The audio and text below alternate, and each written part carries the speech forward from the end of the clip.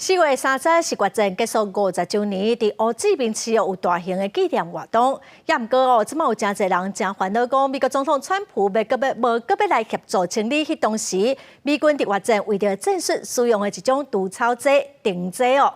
另外，当初有3000外的战争孤儿，奉送到国外去收养，嘛有人返去故乡想要认亲。这阵身心拢有障碍的人来到县港的停济受害者援助中心。穿制服做运动，开始一天的活动。今年34岁黄成海是越南几落百位停济受害者之一。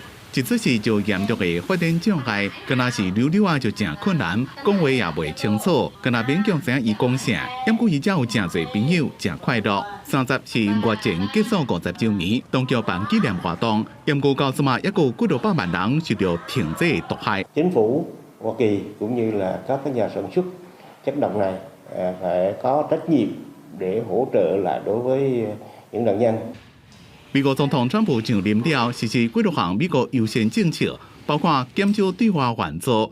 在越戰期間，美軍甲落後毒草功能的定劑用在咧戰術運用，總共噴7200萬公升。停劑有正毒的戴奧辛，若掉喺土的流喺地下水，再加上人體正歹代謝，互越南的百姓到即馬依然承受到生死畸形或者是得到癌症的痛苦風險。美國白宮要清理，不過即馬大家擔心，川普敢未該停落來。今年51歲，在法國大漢的杜莎，重新返到越南，希望找到家己親生老母。伊是美國在越戰後期執行大火狂運英里行動3000多位囡仔內面的一位，迄人全家11個月，其他囡仔分別送去北美、澳洲甲澳洲。